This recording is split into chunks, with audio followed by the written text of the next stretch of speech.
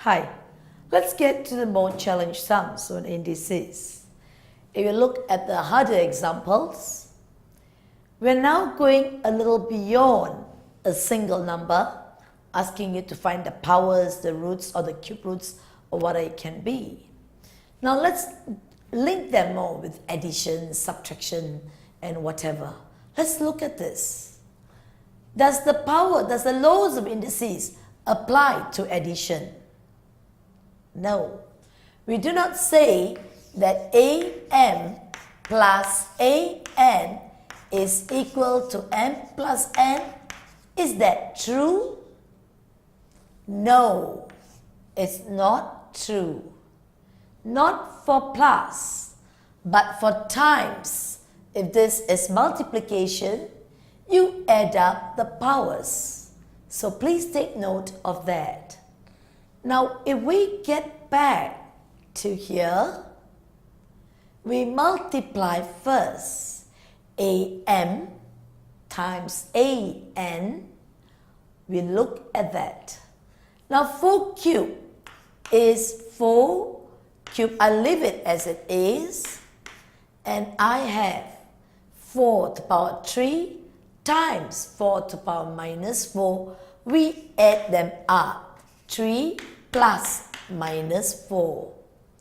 Now, what is plus and minus? It gives you a minus. So this 4 cube is 64. Yes. Plus, this is, look at the powers, plus and minus is minus. 3 minus 4 is minus 1. And what does this mean? 1 upon 4. Remember your laws of indices. A to the power of minus n is 1 over an. So this is 1 quarter. And so 64 plus 1 quarter gives you this beautiful answer. Let's look at the next sum. How do we do that? What is half? When you say half the power, it means a square root. But are there other ways to do on it? Look at 4. What is 4? 4 is 2 squared. 2 squared over 3 squared. And this is a half. And anything to power of 0, any number to power of 0, you get a 1. So this is a 1. Now look at the power here and the power here. Power. Each power, you multiply them. 2 times half. Alright, for the number 2, 2 times half, you get a 1. 3, 2 times half, you get a 1. So this answer is a 2/3 plus 1 whole. 1 plus 2/3 is 1 whole and 2/3. That's your answer. Please take note of that. Now let's look at the third sum. Here we have 2, we have 25, we have 3, we have 2, and we have 100. It's made of a whole array of numbers. Let's make it in a common language of numbers. Let's break it down to prime numbers. What is 25? 25 is 5 squared to the power of minus 1. Here we've got a 5 to the power of minus 3 times 2. 100 is a 10 squared. But what is 10? 10 squared, or you can put as 4 times 25. 4 is 2 squared. 25 is 5 squared. Right? 4 times 25 is 100. That makes it a lot more easier. So if you look at this now, we have made a very complex number with 4 different kinds into a simple combination of 2's and 5's. And now we move a bit further. We've got 2 cubed, 2 times 1, 5 to the power minus 2. Here we have 5 to the power minus 3 times 2 times 2 squared times 5 squared. Put the numbers of the like. We have 2 cubed, fine, on top, 2 cubed, 5 to the power minus 2. We look at the 2's at the bottom. You have 2 to the power 1, 2 to the power of 2. 1 plus 2 is 2 cubed. And we look at the 5's at the bottom. 5 to the power minus 3, 5 to the power of 2. When you multiply, you add the powers up. Minus 3 plus a 2 will be a minus 1. Now that you've done what's on top and below, we've got a fraction, a numerator and a denominator. And now we just go ahead. AM divide by AN. When you divide, you take away the powers. 2 to the power 3 minus the 3. Look at the 2's. You get 3 minus 3. Here 5 minus 2 minus 1. 3 minus 3, you get a 0. 5, you have a minus 2. Minus and minus. Minus 2 minus 1 will give you a plus. So minus 2 plus 1 will be a minus 1, right? Okay, so you get minus 2 plus 1 will give you a minus 1. Any number to the power of 0 is a 1. And here you get 1 times 5 to the power minus 1 will give you 5 to the power of minus 1. What is the meaning of 5 to the power of minus 1? What does it mean? It means 1 upon 5. That's the answer for this sum. Well, if you want to be cheeky, put in this information in your calculator and you can verify it. Right? Be careful when you use your calculator. It's just an equipment. It's not the human brain. Be very careful how you punch in your details and how you program it. Right? Thank you. Now let's go on to the sum. You have a square root, you have a sixth root, you have a third root, that's a cubic, and you have a cubic root again here.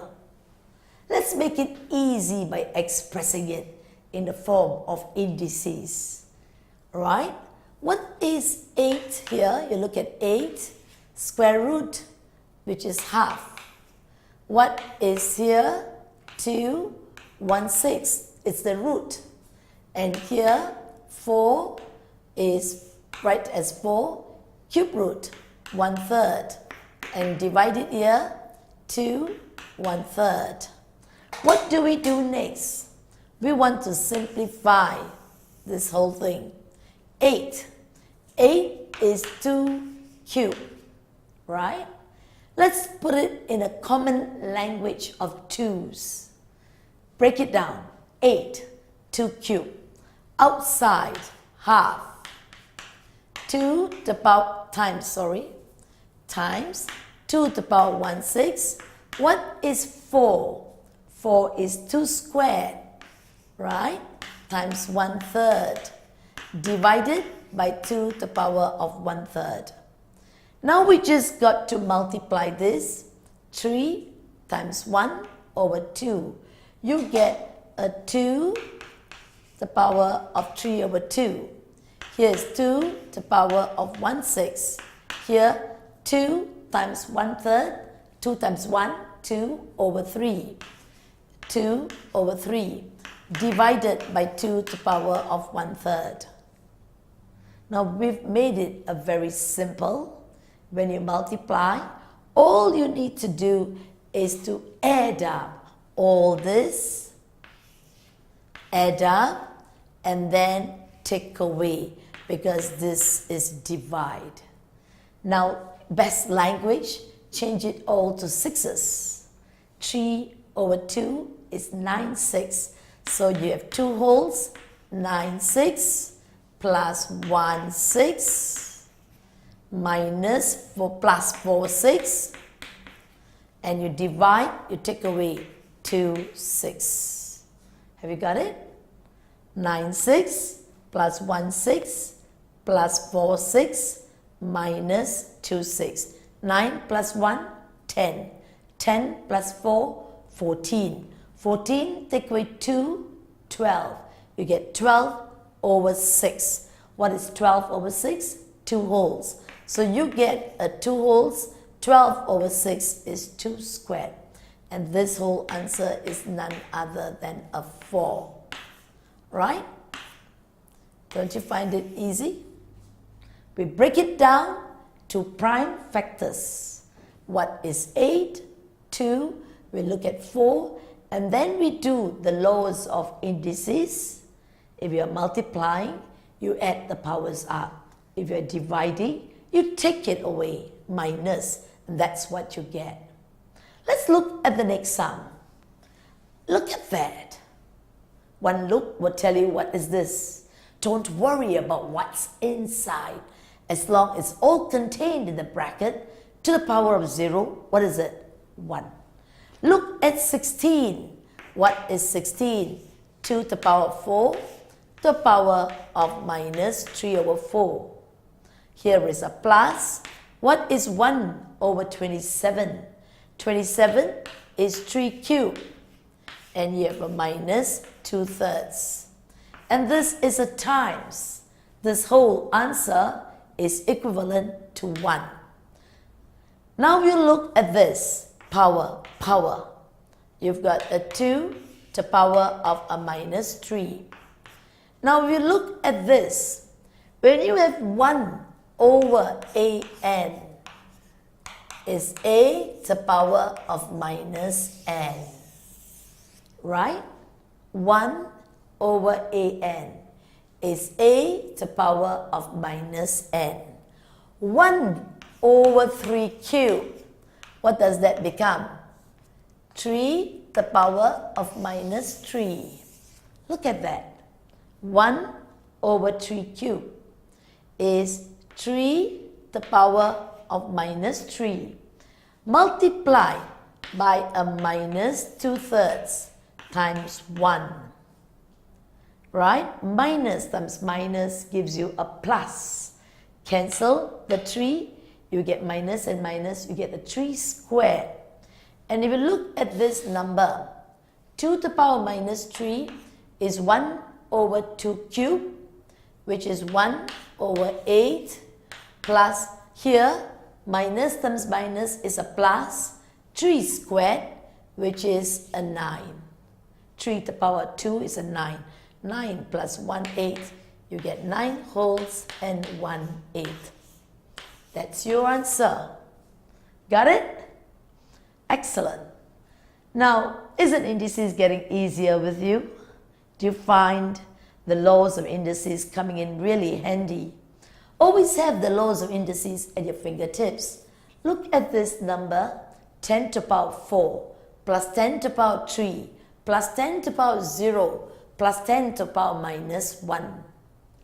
Now, laws of indices, as I repeat again, only when you multiply an times an, then you add the powers. You add the powers. Right? When you plus, please do not add these powers. You're making a grave error. If you say this is 10 to the power of 7, well, you're saying it's 10 billion. Oops, no. 10 to the power 4 is 10,000. 10 to the power 3 is 1,000. 10 to the power 0 is 1. 10 to the power minus 1 is 1/10. So you get 10,000 plus 1,000. You get 11,000 plus 1/10. 1/10 is 0.1. 0.1. That's your answer. Got it? Right? Applying the laws of indices in intelligent ways. Look at this. And look at a minus. How do you do that? 8 is 2 to the power of 3. Yes. And 27 is 3 to the power of 3. Outside power, minus 1/3. 4, 2 squared. 9, 3 squared. Outside power, half. Minus, keep the minus. Look at this, minus 2, the power of minus 2.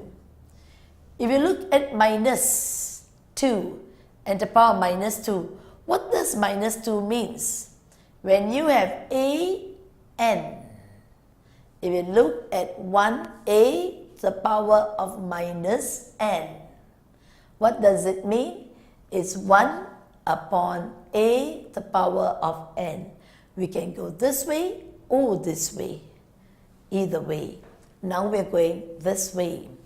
We have a minus 2, alright?